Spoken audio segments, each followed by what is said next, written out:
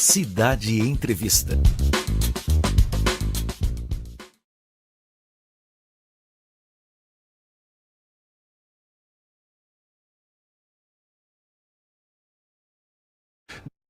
Show de informações com Renata Torres, Mário, o Departamento de Jornalismo. A gente segue com Manhã Cidade, agora Momento Cidade Entrevista. Ontem falamos sobre esportes em Caruaru. Hoje vamos falar sobre mobilidade, trânsito e transportes em Caruaru. A gente está aqui com o especialista em trânsito, Gleidson Mendes, aqui no estúdio da Rádio Cidade. Começar cumprimentando a jornalista Vitória Oliveira. Bom dia, Vitória. Bom dia, André. Bom dia aos ouvintes da Rádio Cidade. Bom dia ao nosso entrevistado, o Gleidson Mendes, e também ao professor Marco Aurélio. Professor, comunicador, cientista político, Marco Aurélio Freire. Bom dia, professor. Bom dia, André. Bom dia, Vitória. Bom dia também, Elaine, Vinícius, que estão aqui na técnica. E é um prazer a gente estar recebendo o Gleidson Mendes hoje, um verdadeiro especialista, né, na área de trânsito aqui da nossa região, aqui de Caruaru, né? Inclusive, já vou aproveitar e divulgar antes, né? O Gleidson tem um livro na área, gente, muito bacana, acabei de receber, justamente sobre legislação de trânsito. Agora é realmente um livro, um seu livro, né, gente? Tá aqui, é verdade. Tá na experiência, a cidade tá aí notando. Ó, vou fazer até. É no tamanho do Vadimeco, praticamente. É daqueles livros dos cursos de direito, né? Com toda a legislação aqui, um curso completo. Então, assim, é alguém que tem muita autoridade na área, e por isso que a gente vai bater um papo hoje, né, André? Sobre como anda o trânsito, o que faz, o que se pode fazer para melhorar o trânsito. É preciso pensar o trânsito todo dia, porque é no trânsito que a gente circula. Falar em livro, antes de cumprimentar o Gleidson, a gente recebeu na semana passada aqui no nosso estúdio da Rádio Cidade 99.7, aqui na bancada do Momento Cidade Entrevista, o professor também, o especialista em direito eleitoral, advogado eleitoralista, né? O doutor Marcílio Kumaru, e ele trouxe o Manual Prático das Eleições Municipais 2024. A gente está com 3 exemplares. Hoje vamos sortear um, né, professor? Exatamente. Vamos sortear um, depois a gente sorteia mais um e o terceiro para os nossos ouvintes. Hoje, apenas um para quem mandar o nome e também o bairro onde está ouvindo, né? O Momento Cidade Entrevista. A gente vai sortear no final aqui do programa o Manual Prático das Eleições Municipais 2024 do doutor Marcílio Kumaru, ele que vai lançar oficialmente amanhã em um restaurante aqui do nosso município, em um restaurante da cidade. Inclusive, quem mandar a mensagem para o nosso WhatsApp, né? Isso. Aqui o WhatsApp aqui da Rádio Cidade, 998780997. Manda dizendo: oi, quero o livro, sou fulano de tal, bairro tal, quero o livro do Dr. Marcílio, eu quero o livro, a gente já anota, no final a gente faz o sorteio. Muito bem, a gente vai cumprimentar agora o Dr. Gleidson Mendes, especialista em trânsito. Bom dia, Dr. Gleidson, bem-vindo. Bom dia a todos os ouvintes da Rádio Cidade. Agora sim. Bom dia a todos os ouvintes da Rádio Cidade, bom dia Vitória, André, professor Marco Aurélio. É uma satisfação estar aqui. Vamos falar sobre o tema, né? O trânsito, que é algo presente na vida de todo mundo, né? Independentemente de estar na condição de condutor, de pedestre, ciclista ou de passageiro, mas todo mundo convive com o trânsito diariamente, então é um tema bem relevante no nosso cotidiano. Para começar, doutor Gleidson Mendes, eu digo doutor porque ele também é formado, né, em direito, né? É jurista. E jurista, especialista em legislação de trânsito. A gente tem aqui em Caruaru, né, as nossas vias, as vias locais, tem também 2 rodovias federais, né, a BR-104, a BR-232 e também uma rodovia estadual, né? Como é que está a nossa mobilidade nessas vias locais, federais e também a estadual que cortam Caruaru? O senhor dá uma verificada diariamente quando passa nas vias locais, também nas rodovias federais e na estadual que corta Caruaru, doutor Gleidson? Bom, André, é inevitável, né, a gente não observar, né? Pelo fato de trabalhar na área, acaba chamando a atenção. E como eu também acabo produzindo conteúdo na internet, observar o trânsito acaba sendo uma fonte de informação ali para a gente produzir conteúdo, informar o pessoal, enfim. Aqui em Caruaru, como em muitas cidades, e Caruaru em especial por ser uma cidade polo aqui no interior do estado, É um desafio cuidar do trânsito, né? Para todos os órgãos e entidades que estão presentes aqui no município, seja ele a própria autarquia municipal, seja um órgão de trânsito do Estado, seja um órgão de trânsito federal, é um desafio, né? O volume de veículos é imenso, né? A gente tem aqui em Caruaru mais de 200 mil veículos registrados, né, segundo dados do Detran, sem encontrar aquilo que a gente chama de frota flutuante, que são as pessoas que vêm da cidade, na região aqui, para as mais diversas atividades, né? Comércio, saúde, ensino, enfim. E é um grande desafio cuidar do trânsito, né? Aliado a isso, a gente tem muitos condutores que, lamentavelmente, né, não respeitam regras básicas de segurança, regras básicas de trânsito e acabam criando situações de risco que poderiam ser perfeitamente evitadas e que a gente tivesse um ambiente bem mais seguro para todos nós. Mas é um desafio o trânsito numa cidade do porte de Caruaru. Ô Gleidson, uma especialidade, né, em trânsito, você é especialista em trânsito, quais são as principais questões, né, que você trata em relação ao trânsito, quando alguém fala que você sobre a sua especialidade em trânsito especificamente, né? É a legislação. A legislação e o direito de trânsito é a minha área de atuação, seja na docência, seja na questão de treinamentos, cursos, consultorias, enfim. Essa é a nossa área de atuação. E aí, assim, recebo até pelas redes sociais, tem minhas redes sociais numa página chamada Sala de Trânsito, né, que lá eu tenho conteúdo gratuito para o pessoal que nos acompanha. Então, assim, eu recebo diariamente questionamentos de pessoas de tudo quanto é lugar do Brasil que você imaginar. E normalmente relacionados a essa área. Pessoas que cometeram infrações, o que fazer, ou pessoas que estão com algum problema na área para tentar ajudar de alguma forma, e a gente tenta, na medida do possível, ajudar, né, aquelas pessoas que precisam, além dos treinamentos, a parte profissional realmente da atuação, seja com condutores profissionais lá na Educat, seja com treinamentos para instrutores, agentes de trânsito, enfim, a gente tem toda essa área de atuação. A Sala de Trânsito recebe problemas também relacionados ao trânsito de Caruaru? Recebo. Curiosamente, tem até um vídeo recente, a gente tem uma série de vídeos que eu faço com um amigo lá de Minas, né, e a gente recebe perguntas de pessoas do Brasil inteiro que, simplesmente para a gente comentar e responder.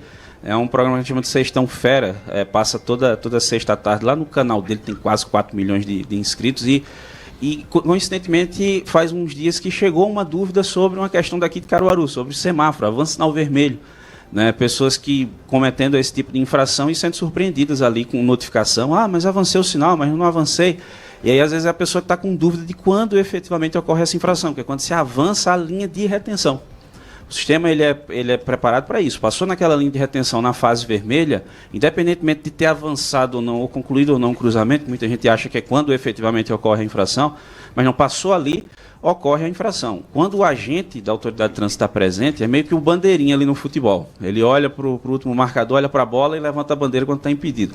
Para o agente não, ele olha, ficou no sinal vermelho, olhou para a linha de retenção, avançou, cometeu a infração. A linha de retenção, para esclarecer, é aquela antes da faixa? Antes da aquela faixa. Branca antes da faixa. Isso, aquela linha antes da faixa é a chamada linha de retenção. A gente tem a faixa de pedestre, ela é posicionada antes, né, do cruzamento ali, que seria o local, o trecho seguro realmente do pedestre fazer a travessia, e aquela linha que fica na transversal, a linha fica antes da faixa, aquilo é que a gente chama de linha de retenção. Passou ali, a multa já é configurada. Passou ali, está caracterizada Antes a infração. de chegar na linha de pedestre, no caso, né? Aquela linha que fica antes. Se ocorrer, Vitória, dele passar na linha de retenção, aí a fase não tiver vermelha e ele parar na faixa de pedestre, é uma outra infração que é parar na faixa de pedestre na abundância de luminoso.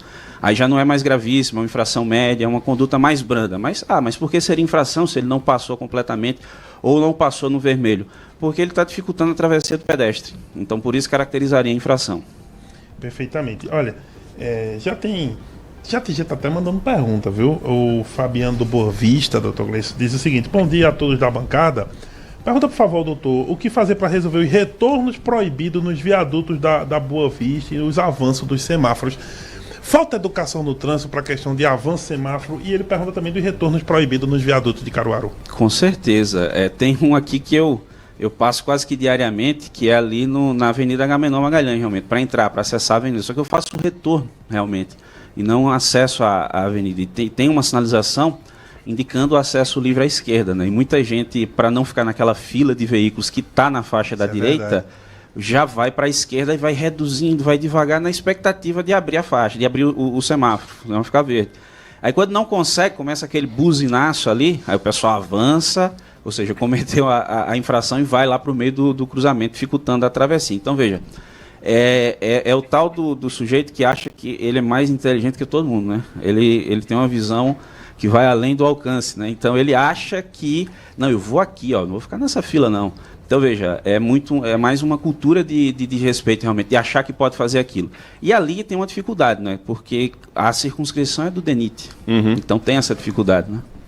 Inclusive com relação também a esses viadutos, professor e doutor, a gente observa também que tem os semáforos, parece que eles são os que mais demoram na cidade, né?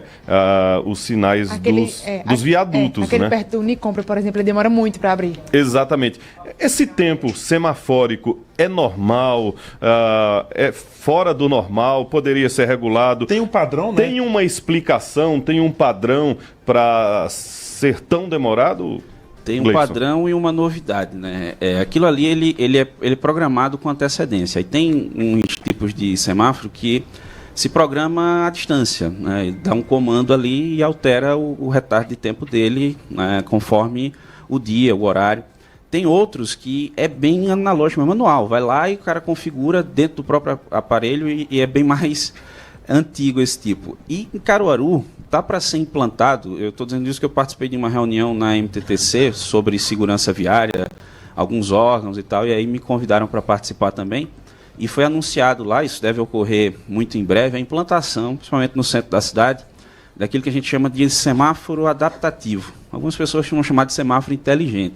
Isso, inclusive, vai causar até inicialmente, talvez, uma confusão nas pessoas, porque ele tem umas câmeras assim apontadas. E aí o cara pode achar que aquilo ali é de fiscalização, mas na verdade não é. Aquilo ali, aquelas câmeras apontadas, é justamente para que o semáforo, ser inteligente, adaptativo, ele entenda o fluxo e ele se adapta naquele momento. Ele olha, opa, desse lado aqui a gente tem um fluxo maior de veículos. Vamos liberar ele aqui. Vamos deixar esse fluxo, vamos deixar fluir nessa via. Aquela outra que está com um fluxo menor, a gente segura um pouco mais ele fechado. Então isso acontece em tempo real. Durante todo o dia. Eu, particularmente, penso que isso sendo implantado nas vias do centro da cidade, em algumas vias, como se pretende, isso é spoiler, né? Não sei nem se pode estar falando disso aí, mas participei da reunião, como foi dito para os órgãos, né? Então estou trazendo essa informação. Então, assim, e não sou do órgão municipal, estava participando como convidado. E isso deve ser implantado aí nos próximos meses e eu diria que um percentual considerável de problemas relacionados a fluxo no centro da cidade, a gente resolve com isso aí. Já foi implantado em outras cidades, não é isso? Já tem essa implantação em outras cidades. Dá certo. Recife já tem implantação em alguns trechos e assim, você percebe a diferença, porque o semáforo está configurado, o tradicional, para, vai ficar aqui 1 minuto aberto desse lado, desse é 40 segundos. Se o lado que é menos tiver com um fluxo maior, vai travar legal e não tem muito o que se fazer ali, porque ele está configurado para ser daquela forma. Esse não, esse ele vai se adaptando conforme a necessidade, conforme o que vai ocorrendo durante o fluxo no dia. Então, deixa eu fazer uma pergunta, Dr. Gleison. A partir do motorista, né? Que aqui aí é a partir do gerenciamento do trânsito, interessante e inteligente esses sinais. Mas vamos lá, a partir do motorista tem 2 tipos de sinais assim de sinaleiras, né, de semáforos, que tem esse que é daquele tempo, né, que vai diminuindo, a gente vai vendo aqui as barrinhas vermelhas ou verdes, né, passando. E a gente tem noção, né, de quando ele começa e quando ele acaba, né, professor? Você tem noção, né, de quando acaba, quando começa, mas tem o tradicional, que é a sinaleira, o farolzinho, né, que é o vermelho, o amarelo e tal, que você não tem. Aí, às vezes, pode ocorrer, e aí, não é nem desculpando não, mas pode ocorrer com vários motoristas, né, que eles às vezes não têm noção de quanto tempo aquilo está aberto e aquilo gera aquela coisa de retenção, de passar na faixa e tal.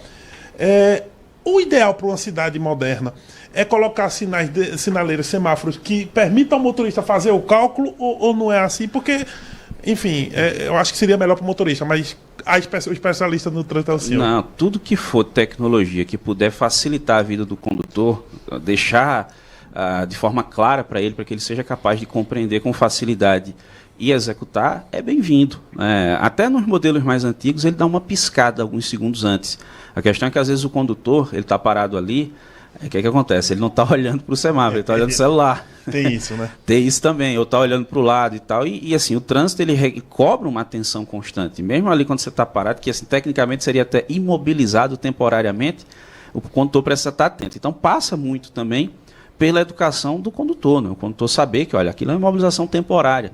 Hoje manhã mesmo, indo para o trabalho, né, antes de vir para cá, passei exatamente por isso. Uma pessoa que estava parada na frente e você vê que a pessoa está com a cabeça abaixada, provavelmente mexendo no telefone celular, e tem que dar aquele toquinho na buzina, a pessoa chega e se assusta, né, da buzinada. Muito bem, a gente está conversando com Gleidson Mendes, é jurista, especialista em trânsito, principalmente legislação de trânsito. A gente está falando sobre mobilidade, trânsito, transportes em Caruaru. Você pode mandar a sua pergunta para o especialista Gleidson Mendes através do WhatsApp Cidade 998780997. No final do programa, a gente, do Momento Cidade Entrevista, vai sortear para quem está acompanhando aqui através da experiência Rádio Cidade, Manual Prático das Eleições Municipais 2024, do doutor Marcílio Kumaru. Você manda também a mensagem no WhatsApp dizendo que quer ganhar o Manual Prático. A gente vai sortear no final do programa. Momento Cidade Entrevista volta já falando sobre trânsito, transporte e mobilidade em Caruaru. Amanhã, Cidade. Você está ouvindo o Manhã Cidade, sua revista diária aqui na Rádio Cidade, com Mário Flávio e Renata Torres.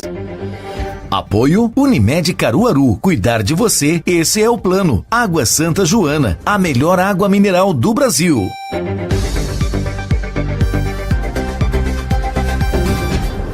A JCL Casa e Construção vai te surpreender. Uma loja ampla e confortável com as melhores marcas do mercado em elétricos e hidráulicos, além de diversos itens de decoração para deixar o seu ambiente ainda mais aconchegante. Aqui você encontra marcas de confiança que deixarão sua obra muito mais segura. Conheça também nosso setor de pisos e porcelanatos, com opções para todos os ambientes. JCL Casa e Construção. Fácil de chegar, melhor para comprar. Lojas em Santa Cruz, na Avenida 22 de Abril, e em Caruaru, por trás da Rodobens.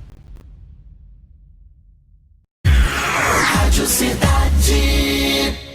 Deixa a rotina para trás e venha correr com a gente. Está chegando a primeira corrida Unimed Caruaru, em comemoração aos nossos 35 anos de história. A largada é no dia 1º de setembro, às 6h30 da manhã, na estação ferroviária de Caruaru. Dê o primeiro passo. Faça sua inscrição pelo site unimedcaruaru.com.br e bote o sedentarismo para correr. Realização Unimed Caruaru.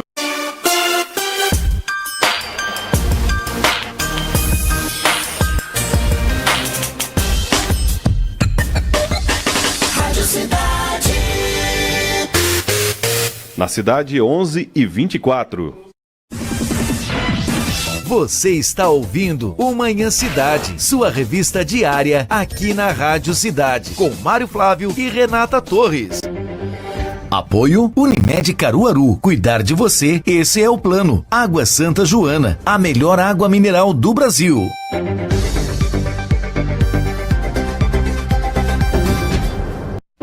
Manhã Cidade.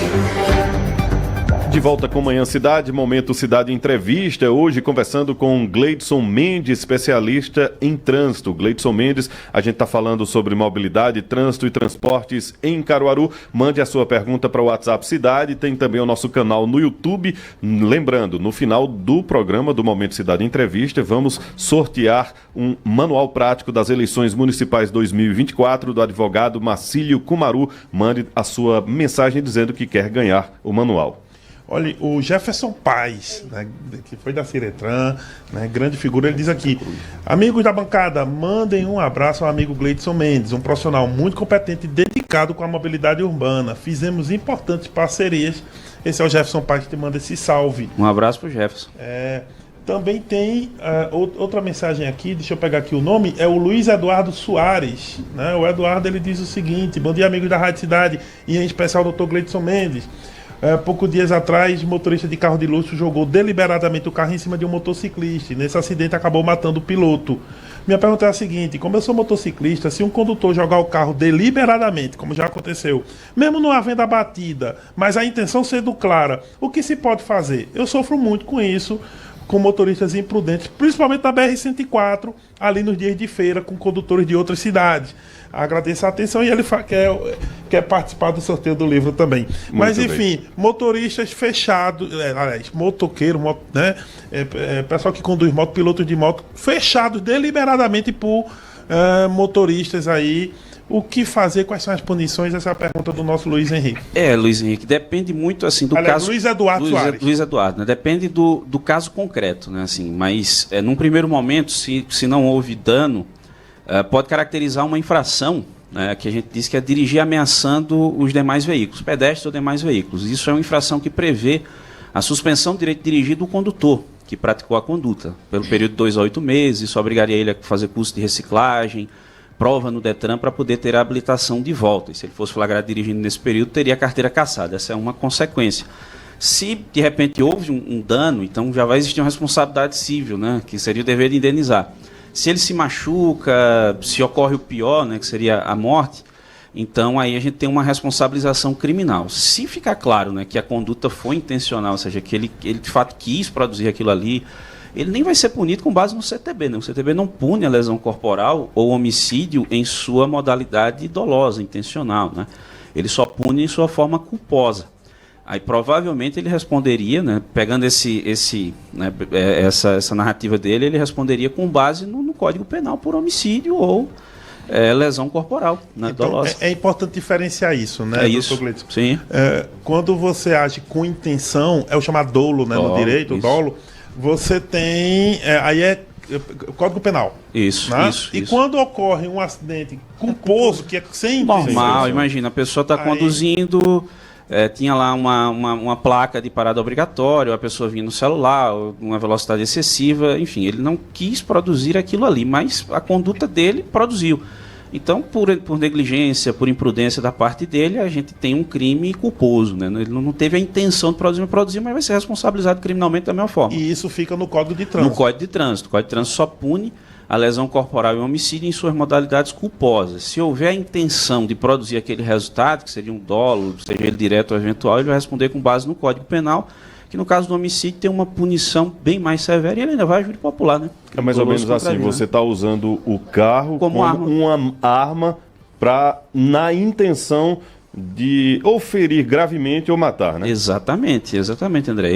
A arma foi o meio que ele encontrou, o veículo, né, foi o meio, a arma que ele encontrou, ou que ele utilizou para produzir aquilo ali. A pessoa quis deliberadamente produzir o resultado, vai lá e produz. Então, a responsabilização ela é bem mais severa do que uma pessoa que vem conduzindo, se distraiu, acabou batendo em alguém, se envolveu no sinistro, a pessoa se machucou, vai responder com base no CTB, tem uma punição mais branda, via de regra, né, mas responde com base no CTB. E aproveitando, né, que infelizmente está ocorrendo, e tem muita gente discutindo justamente por causa disso, casos de que pessoas que pegam carros com alta capacidade de direção, enfim, carros esportivos, né, que permitem velocidades altas, e estão usando na via e eventualmente estão retirando, matando gente, né, ceifando a vida das pessoas. Tem o caso do Porsche, né, em São Paulo, outro no Rio de Janeiro. A questão é a seguinte, quando você tem um carro com essa capacidade, você entra no carro, vai dirigir e, enfim, com essa imprudência, coloca o pé no acelerador nesse nível aí, e ocorre um resultado, por mais que você não tenha querido, de certo modo, como é que o Código de Trânsito lida com isso? Isso é culposo, é doloso? O que fazer nessas horas? Complementando, existem vias específicas para pessoas que têm esse tipo de carro, ou eles podem circular em qualquer via, por exemplo, numa avenida, numa cidade normal assim? Pronto, Vitória, ele pode estar em qualquer via, mas assim, está sujeito às regras como qualquer um de nós, limite de velocidade, regra de circulação, como para todos, né? Para todos. Agora, se ele realmente quer desenvolver uma atividade esportiva, correr realmente, aí ele tem que ir para um local fechado. Até porque o crime de disputar corrida, que a gente chama popularmente de racha, ele só ocorre se for disputado em via pública. Senão a Fórmula 1 era crime, Fórmula Truck que tinha aqui em Caruaru era crime. Então a inteligência do legislador de prever o crime somente na via pública, que seria quando duas pessoas, por uma decisão repentina, começam a disputar corrida. Aí isso é uma infração administrativa, uma multa de quase R$3.000, a suspensão do direito de dirigir, e tem o crime de disputar corrida, que prevê uma pena de 6 meses a 3 anos de detenção. E aí, nessa circunstância, né, se esse veículo é utilizado dessa forma, já tem um crime de racha, quando dois estão disputando. Quando não, pode ter acontecido a infração administrativa E se ele fez manobras, fez alguma coisa, também seria responsabilizado criminalmente. Então, assim, depende muito do que ocorreu para a gente saber qual seria a consequência para aquilo ali. Mas tem punição administrativa, que seriam multas de trânsito em valores altíssimos, suspensão do direito de dirigir. Tem também a responsabilidade civil, né, que seria o dever de indenizar, caso ele cause algum dano ao patrimônio público ou privado, e também a responsabilidade criminal conforme o caso. Pode ser de lesão corporal, de homicídio, disputar corrida, pode depender da situação ali. A gente está vendo recentemente, né, muita novidade, né? Por exemplo, muita gente correndo em meio ao trânsito, principalmente aqui na Avenida Agamenon. A gente está vendo também muita gente de bike, né, usando bike, as motos elétricas também, né, monociclos, enfim, até, não sei como é que chama aquela que é só uma roda. Aquilo ali chama, é um nome bem diferente, chama equipamento de mobilidade individual autopropelido. Dá para botar um nome desse normal, né? Minha nossa, enfim. É difícil até de lembrar para dizer. Né? Outro dia eu acho que era uma elétrica que o condutor desceu da moto, quando chegou no sinal, passou ali na travessia de pedestre, né, cruzando o canteiro, foi para outra via e seguiu. Enfim, quais são as regras, principalmente para esses equipamentos novos, esses transportes novos? São as mesmas? Tem uma legislação diferente por ser muito novo, Gleidson? Nós tivemos uma regulamentação ano passado por parte do Conselho Nacional de Trânsito que faz uma distinção entre 3 tipos de equipamentos, né, que seria o ciclomotor, né, que é aquele veículo que tem até 50 cilindradas, trafega até no máximo 50 km por hora, e se for elétrico tem que ter no máximo 4 kW de potência, aí ele é considerado ciclomotor. A bicicleta elétrica, se ela tiver variação manual de potência, por exemplo, que é o acelerador, ela deixa de ser bicicleta elétrica. A lógica ali é que ela seja o pedal assistido, né, que ela dê um impulso, o motor proporcione um impulso quando pedalar. Senão deixa de ser veículo de propulsão humana. Então essa é a lógica. E tem o tal do equipamento de mobilidade individual autopropelido, que foi regulado, né? Mas ele tem regras também. Esse até já pode ter acelerador, mas assim, tem uma diferença. Entre eixos, o tamanho máximo dele seria de 1,30 m e de largura teria no máximo 70 centímetros. Aí tem umas regras em relação a ele. Já a forma de circular, aí fica a critério do município. Por se tratar de um tema de interesse local, cabe ao órgão, entidade de trânsito que tem a circulação sobre a via no município, no caso, regular a MTTC. Aqui seria a MTTC que poderia regular aquilo ali. Como é que esses veículos vão transitar? Onde eles vão transitar? Então cabe a eles. Mas eles são dispensados de registro e licenciamento, né, desde que se configure, né, tem essas características, não precisa de habilitação. Quem precisaria seria o ciclomotor, a famosa cinquentinha. Aí precisaria de registro, licenciamento, emplacamento, equipamentos obrigatórios, e o condutor teria que ter categoria A ou ACC, que é autorização para conduzir ciclomotor. Mas ainda assim, a depender do ano de fabricação dele, de uns critérios, ele está com prazo para regularização até 2025. Mas aí depende da característica dele, quando ele foi fabricado, se foi antes da metade do ano passado, se o fabricante informou a Secretaria Nacional de Trânsito, que a gente chama de código, marca, modelo, versão. Isso é uma questão mais técnica para saber se ele está ou não sujeito ao registro, licenciamento e emplacamento. Ô, Gleidson, você vai falar? Em relação, por exemplo, àqueles patinetes elétricos, né, por exemplo, eles tinham algum tipo de regulação, legislação, e para você dirigir, você precisa de uma aula ou simplesmente você compra e dirige? Vão se enquadrar nessa mesma condição, desde que respeite esses limites. Se tiver nessas características, aí eles vão ser enquadrados como equipamento de mobilidade individual. E aí, sujeito à regra do município. O município pode determinar que só circula em determinada via ou não circula em determinada via, e cabe ao município observar esse critério de segurança. Atualmente eu não tenho conhecimento se o município, a MTTC, já regulou esses equipamentos. Não sei não, se também não tenho informação. Um detalhe, então sem regulação, esse patinete que às vezes a gente... em tese, ele não poderia andar na calçada ou por não ter regulamentação? Não tem regulamentação. Curiosamente, o que não poderia na calçada seria uma bicicleta. A não ser que o ciclista tivesse desmontado, né? Mas empurrando, né? Empurrando, que aí ele se equipara ao pedestre em direitos e deveres. Mas se ele estiver andando de bicicleta, pedalando na calçada, teoricamente, professor, é infração. Isso. Infração de natureza média, se ele fosse habilitado, seriam 4 pontos na habilitação dele, uma multa de R$130 e ele teria a bicicleta removida. Só que apesar de existir a previsão legal, não existe uma regulamentação por parte do Conselho Nacional de Trânsito de como o agente fiscalizador vai proceder. Exato. Vai multar pelo CPF? Porque a regra é a placa, né, André? Tem uma placa vinculada, com exceção do exame toxicológico, que tem uma regulamentação específica, aqueles condutores profissionais, mas no caso da bicicleta não tem um procedimento ali para registrar a placa e tal. Então, houve uma tentativa em 2017, prorrogaram para 2018, em 2019 a norma acabou sendo revogada sem sequer entrar em vigor. Então a gente está numa situação interessante. Obviamente, a pessoa de bicicleta não pode andar, trafegar na calçada, mas aqueles patinetes não tem regulamentação, então pode, que não está proibido. E tivemos casos de cidade de pessoas que morreram aquilo aí. Teve uma pessoa que caiu e aí, sem proteção nenhuma, acabou batendo a cabeça no meio-fio e morreu. Por isso que a regulamentação é importante, até para os equipamentos de segurança, né, desses elementos. Olha, o Josinaldo nos manda mensagem, doutor Gleidson, dizendo o seguinte: bom dia a todos. Essa duplicação da BR-104 Caruaru, ela foi mais executada. Não existem as agulhas que dão acesso à BR e da BR para a pista local entre os viadutos. Ele chamou aqui de agulhas, né? As saídas, né? É como tirassem o tráfego da BR e colocassem na pista local. O motorista não tem a opção de acesso, tem que ir pela via local. Abraço e sempre na escuta, o Josinaldo. Bem pontuado, né? Ele tem razão. A situação aqui da BR-104. Tem como resolver isso? Ele tem razão, professor. Quando ele traz isso, quer dizer, tem alguns trechos que, se você passar do acesso para a via local, você só vai sair lá depois do terminal rodoviário. Vai ter que fazer retorno, tem uns pontos aí que são bem complicados realmente. Fizeram os acessos, né? Tem uns pontos, né, lá já perto ali do antigo Paládio, né, por ali por perto, chegaram a fazer uns acessos, mas também depois daquilo ali você passou, acabou, né? Não consegue mais entrar. E ali, como não é uma área, por exemplo, do município que tem um poder de ação até mais rápido, numa situação como essa, fica dependendo do DENIT.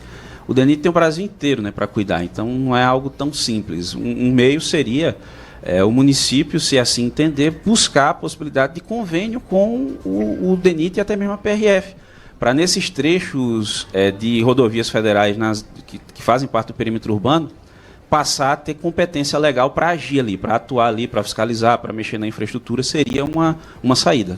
Ainda falando sobre essa questão do DENIT e também da área urbana, né, da BR-104 e também a 232, foi falado, já foi cogitado, Gleidson, passarela de pedestre. Isso. Passarela de pedestre, pelo menos 4 foram prometidas no passado. Há necessidade de passarela de pedestre no trecho urbano, onde corta a rodovia BR-104? Em pontos críticos seria importante, né? Você vai trazer uma solução de segurança. Aí tem uma discussão que sempre existe quando a gente fala de passarela, que é o seguinte: será que o pessoal vai usar?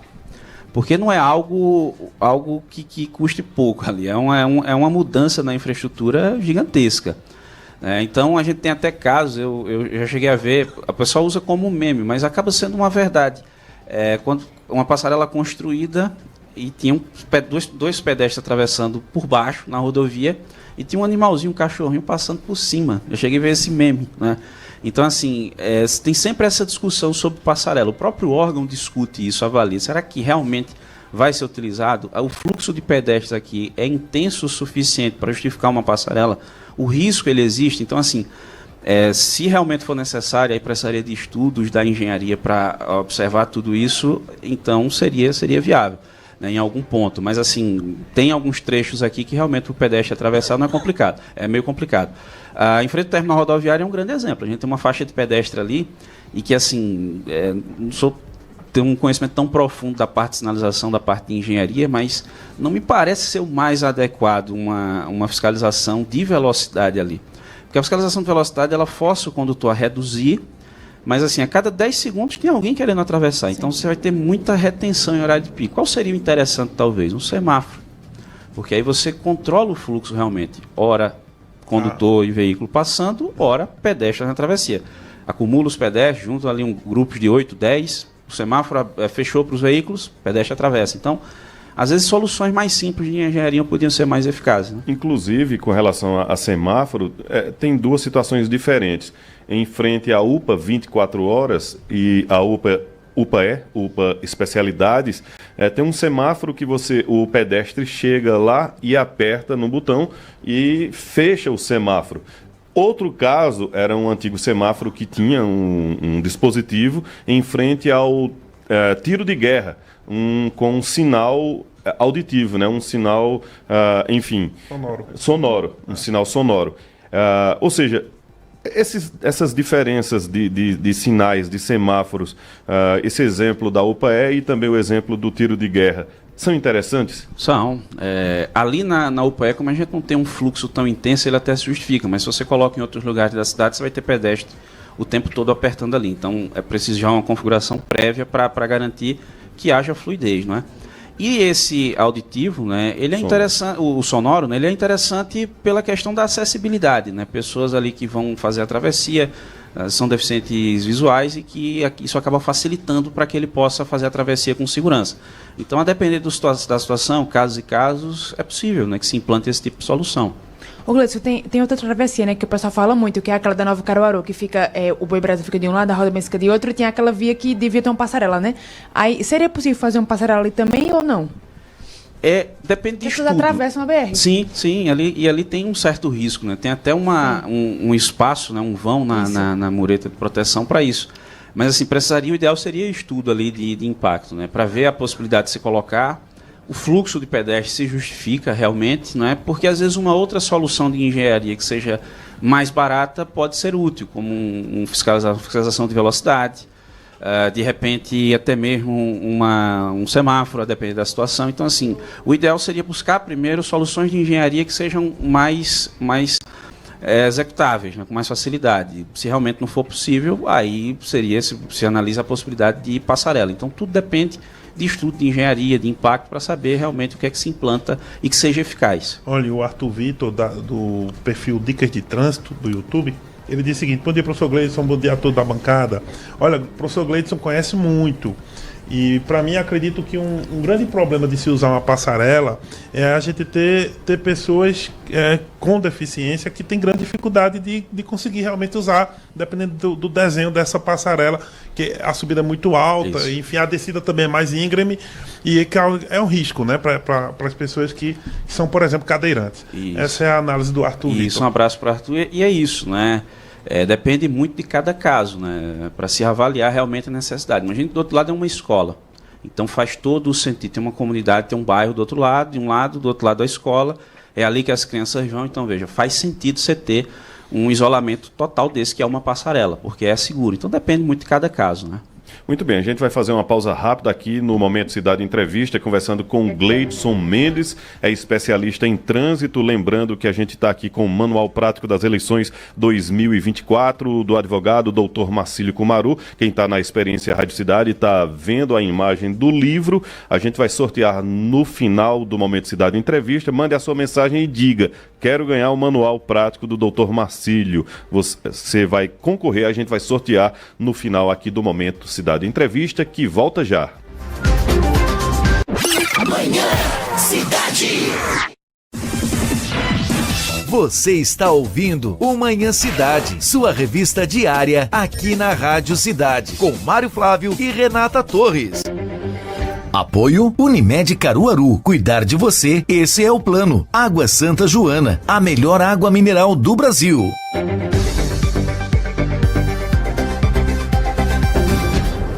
A JCL Casa e Construção vai te surpreender. Uma loja ampla e confortável com as melhores marcas do mercado em elétricos e hidráulicos, além de diversos itens de decoração para deixar o seu ambiente ainda mais aconchegante. Aqui você encontra marcas de confiança que deixarão sua obra muito mais segura. Conheça também nosso setor de pisos e porcelanatos, com opções para todos os ambientes. JCL Casa e Construção. Fácil de chegar, melhor para comprar. Lojas em Santa Cruz, na Avenida 22 de Abril, e em Caruaru, por trás da Rodobens. Rádio Cidade.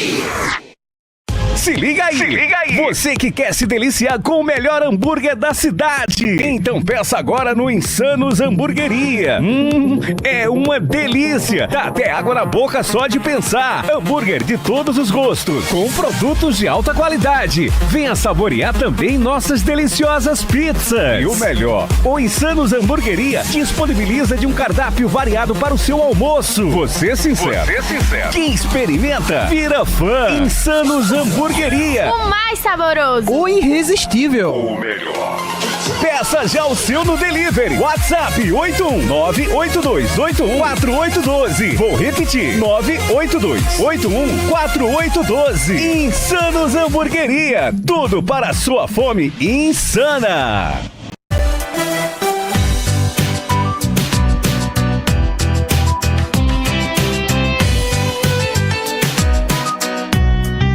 Rádio Cidade.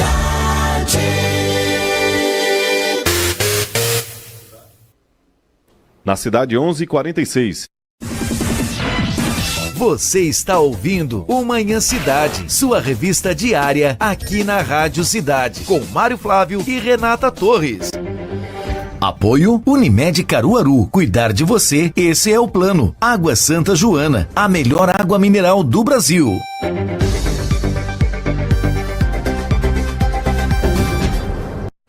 Manhã Cidade. De volta com Manhã Cidade, Momento Cidade Entrevista, recebendo o doutor, advogado, especialista em Direito de Trânsito, né? Com o livro Curso de Legislação de Trânsito. Está aqui na Experiência Rádio Cidade, o professor está mostrando. A gente está falando sobre mobilidade, trânsito e transportes em Caruaru. Gleidson, quais são os principais problemas do trânsito, das nossas vias, enfim? A gente pode apontar os buracos como um desses problemas?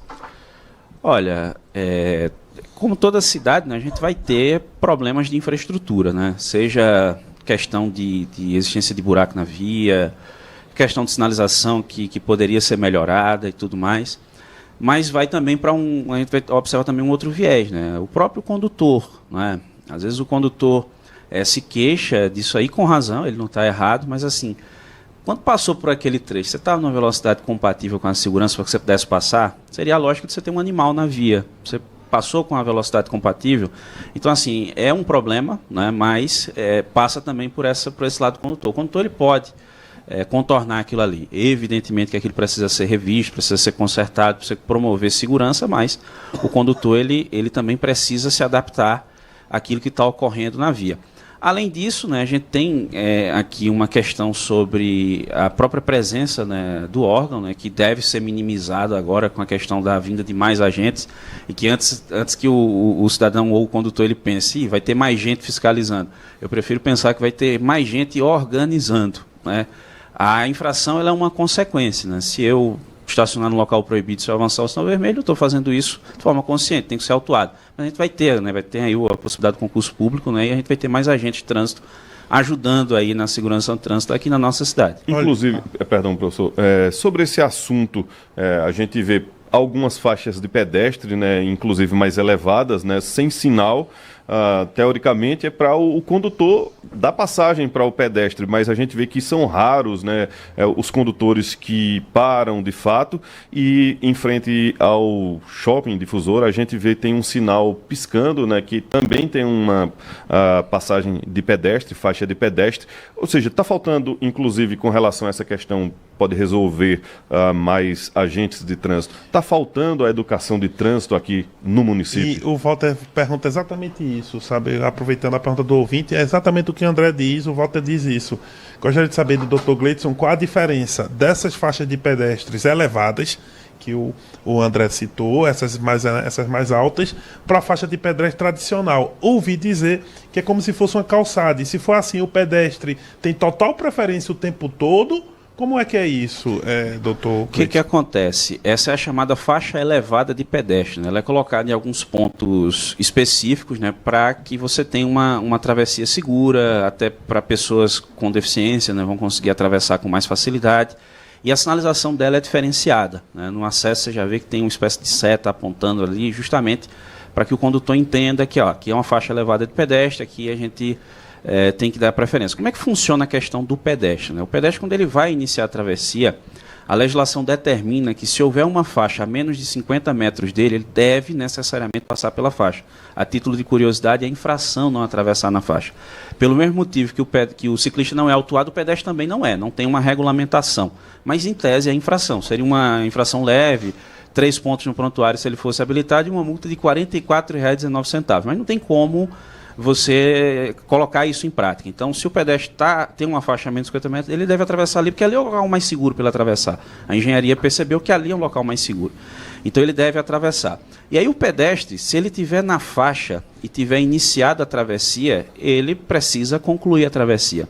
Se o condutor não der essa preferência, ele está cometendo infração. Mas o pedestre também não pode simplesmente chegar, meter o pé na faixa vindo do veículo e ele tem que considerar a distância, a velocidade e a condição de segurança para que ele possa fazer a travessia. Mas se não vem veículo ou vem numa distância razoável, ele pode iniciar a travessia, o condutor deve permitir que ele conclua a travessia. Se for num local sem sinalização, também infração, só que é de natureza grave. A infração mais branda na faixa é gravíssima. Então, se houver faixa de pedestre, seja ela elevada ou não, o pedestre iniciou a travessia, ele deve concluir. Senão, o condutor está cometendo infração. Interessante, doutor, é que tem cidades no Brasil que as pessoas, inclusive, já virou até meme, né, e tal, justamente porque as pessoas dizem, em tal cidade as pessoas são educadas, nas outras não. Eu lembro que Barreiras, na Bahia, uma vez eu fui lá e tinha esse costume de parar para o pedestre poder atravessar. Em Brasília tinha isso. Exatamente, em Brasília dizem que também. Diziam em João Pessoa, mas quando eu fui em João Pessoa, o pessoal não parou, professor. Pois é, né? As 3 cidades que eu mais ouvi foram exatamente essas. Barreiras, na Bahia, e aí Barreiras eu vi. Brasília eu vi também. E João Pessoa, quando fui lá, não vi. Mas... inclusive eu como motorista de João Pessoa parei e ninguém parou, e aí levou umas buzinadas, mas parei. A questão isso devia ser regra no Brasil todo, tem a ver com como o André perguntou, a questão da educação do trânsito, tem que começar pelos pequenos, doutor? Tem, com certeza, tem que começar pelos pequenos, inclusive... O voto é de Petrolina também. Já ouvi também, o pessoal falar de Petrolina. É verdade, eu tinha esquecido aqui, Petrolina. Realmente, passa muito pela educação, como o André bem frisou, né? E assim, infelizmente, tem muito condutor que realmente não respeita, né? Já vi casos de cidade tá atravessando e a pessoa, o condutor contornar. Não é nem dizer, não parou, ele contornou, ele simplesmente desvia do pedestre e vai embora. Já vi casos assim também. Isso passa pela educação, né? Só que assim, essa educação, ela também tem que começar de base. Todo mundo que atua na área de trânsito, quando a gente pergunta alguma coisa sobre a educação para o trânsito, acho que isso é quase que uma unanimidade, de que a gente deveria começar com quem vai dirigir no futuro, que são as crianças, né? E tem previsão legal, gente. Na própria legislação deveria ter educação para o trânsito em todos os níveis de ensino. Está no Código de Trânsito Brasileiro, seja ele na educação básica, educação fundamental, nível médio e ensino superior. E a gente tira, em nenhum nível tem, né? Por exemplo, a gente estava falando aqui da faculdade, na faculdade a gente não estuda trânsito. Pois né? Inclusive, direito.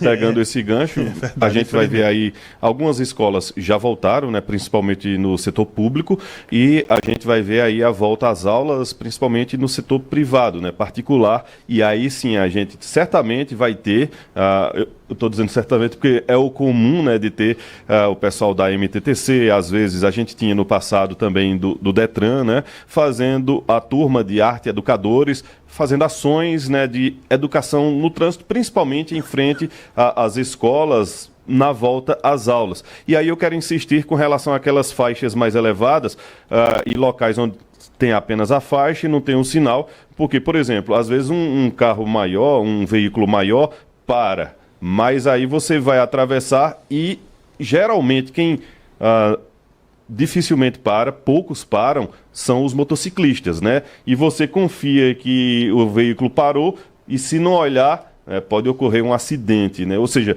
isso poderia resolver criando-se essa educação através dessas ações de arte educadores, né, Gleidson? Certeza. Inclusive, manda um abraço para meu amigo Lindomar Rodrigues, que está ouvindo e que desenvolveu uma iniciativa dessa na época que era gerente de educação aqui do órgão Trânsito Caruaru e que chegou a ser premiada a nível nacional, para você ter ideia.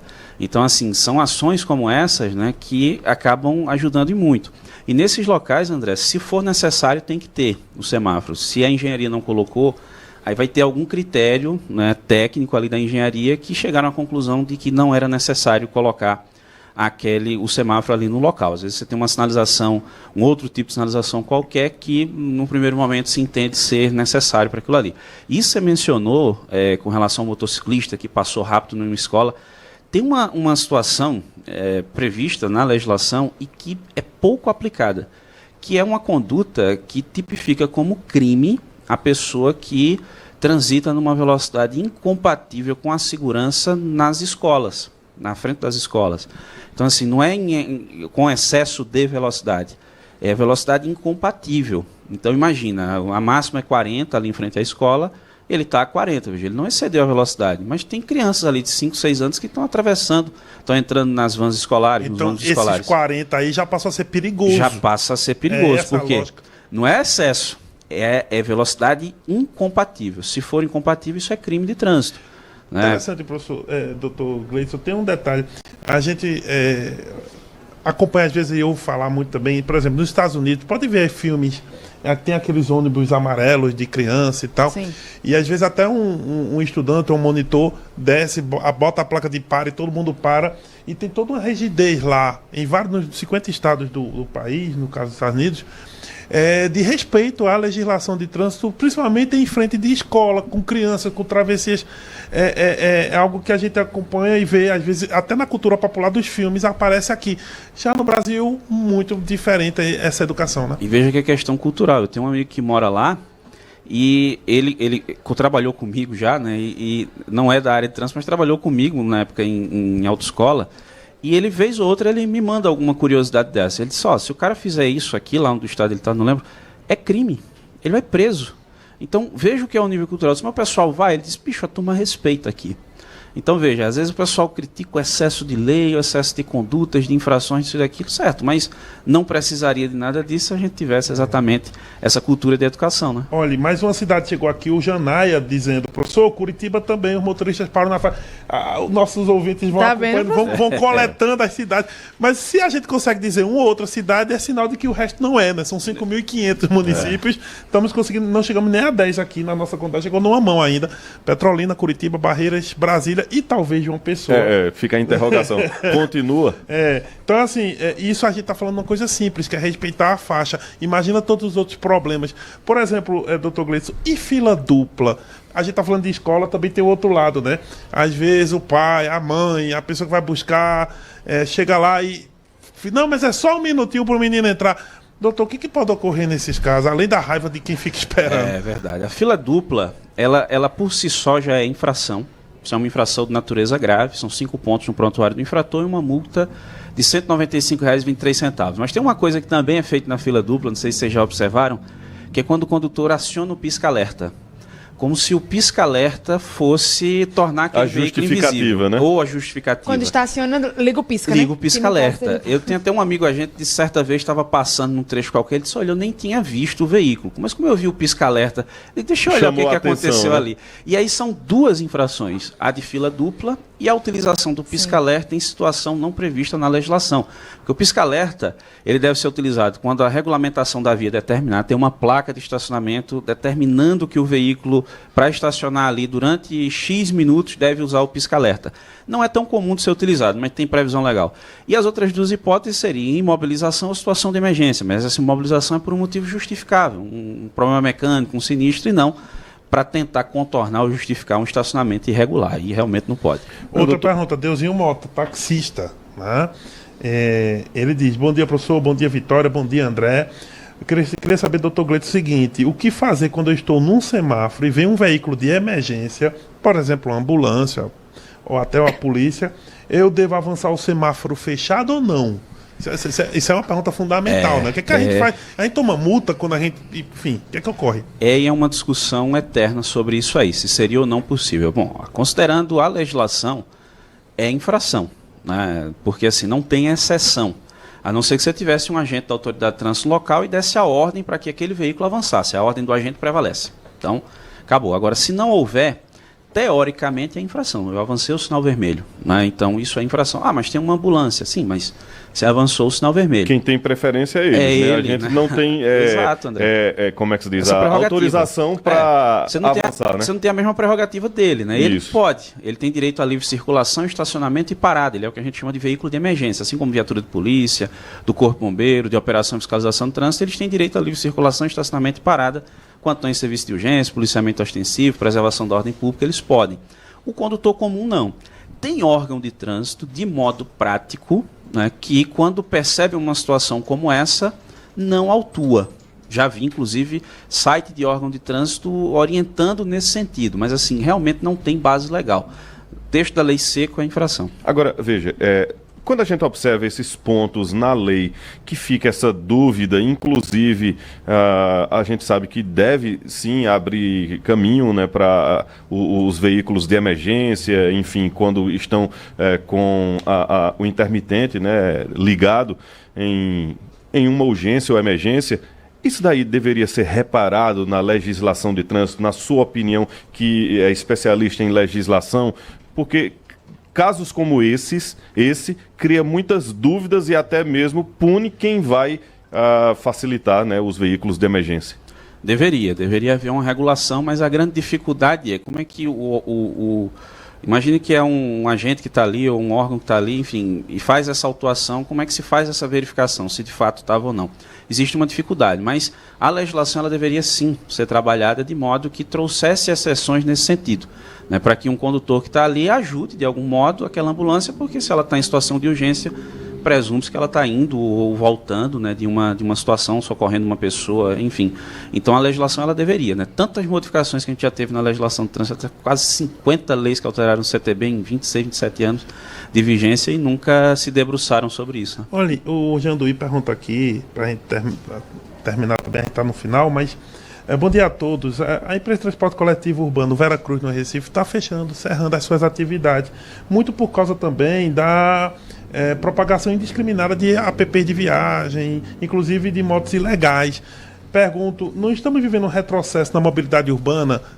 E aí faz sentido, você, em vez de estar priorizando o transporte mais coletivo, está priorizando um transporte mais individualizado, isso não é ruim para o trânsito? Pergunta do Janduí. De certa forma, sim, principalmente se não houver regulação. Às vezes existe uma regulamentação, mas às vezes não existem limitações. Então isso é algo que poderia ser discutido para que o legislador ele repensasse a forma de se permitir que se libere qualquer tipo de veículo para fazer transporte, às vezes sem critérios mínimos de segurança. E a própria lei determina isso. Só pode ser liberado se tiver ali, deixar claro que ele obedece critérios mínimos de segurança, higiene, conforto e tal.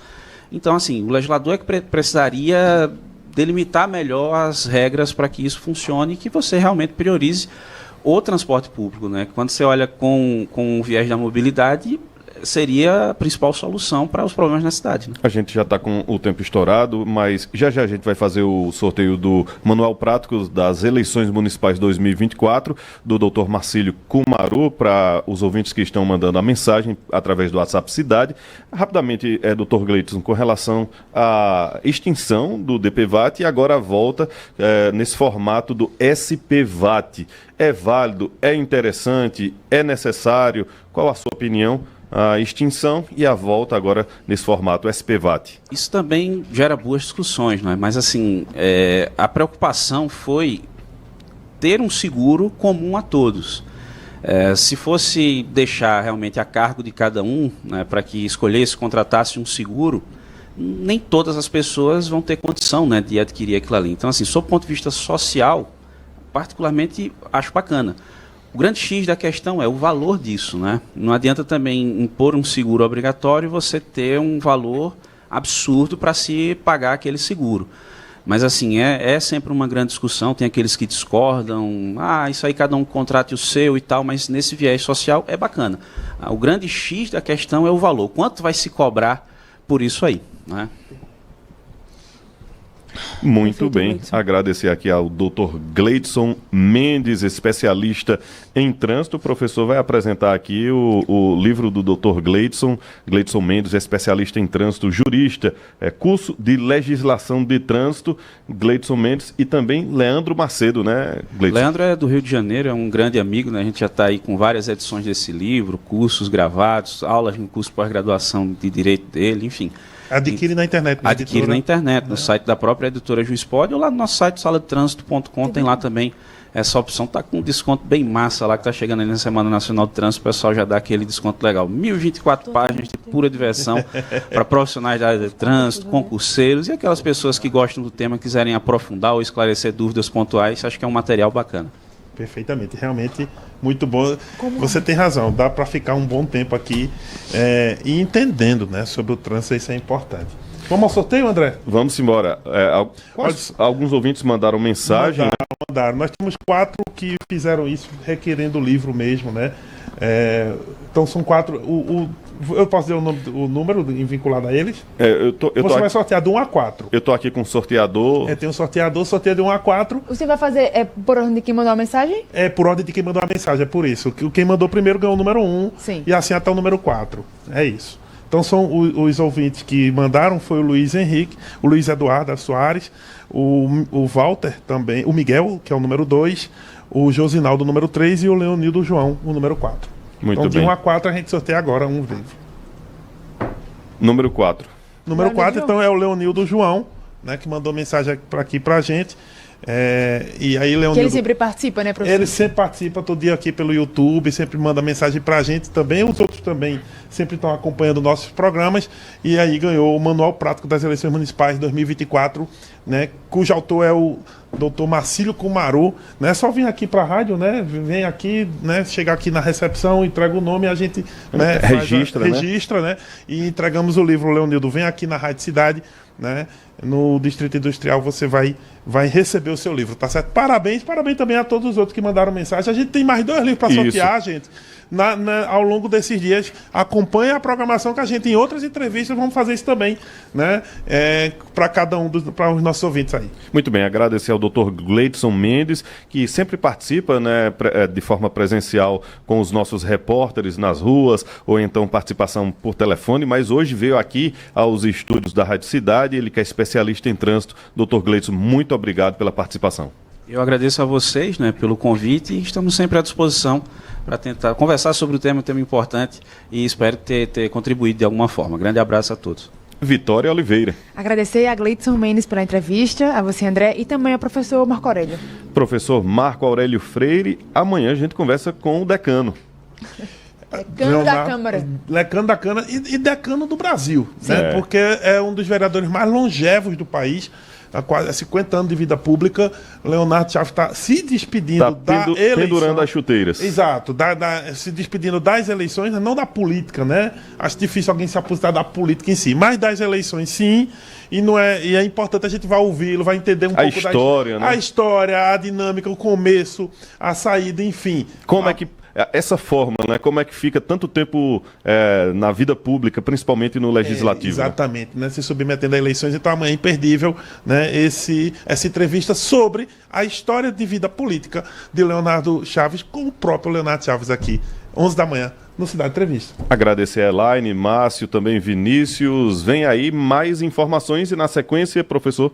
Na sequência, para relaxar, e em seguida, toca todas com nossa querida Elaine Santos, que já está aqui. Muito bem. Continue na Rádio Cidade 99.7, mais informações, depois músicas para relaxar.